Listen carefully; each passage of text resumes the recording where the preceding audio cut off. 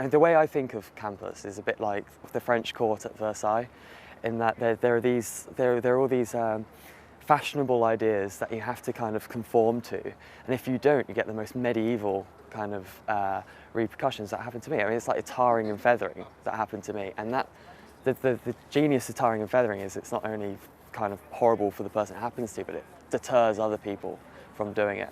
And I think people find they have to speak through a flower.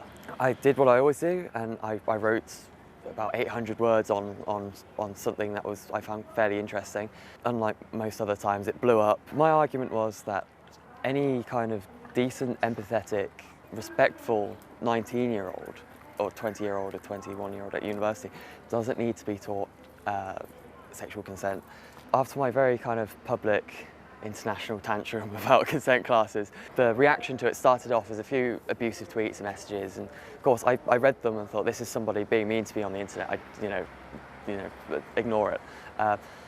After a while, it kind of, they're relentless and it kind of wears you down a bit. But again, they're just words. Coming onto campus wasn't particularly pleasant for me.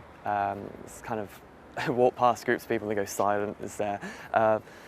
And it became so hostile, and I remember being on the bus and somebody saying, I'd like to hit George Lawlor, and I doubt they would have actually done it on the bus or on campus, but it creates this kind of hostile environment that makes people uncomfortable, and I chose that I didn't want to be in that environment for the time being, so I withdrew myself from seminars and lectures. One night I went out. I was in a bar, and my friend made a joke and loudly said my name amongst a group of Warwick students.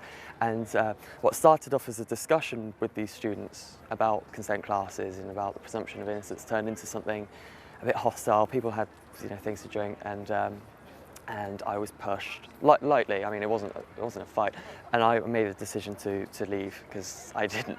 It was getting rather tense, and I didn't really. I've never been in a fight before. I didn't really fancy being punched. We're not being treated as adults. We're being kind of spoon-fed by people who, for some reason, think they're more enlightened than people their own age. And I have enough confidence in my fellow students at Warwick and elsewhere that they do know how to treat other people.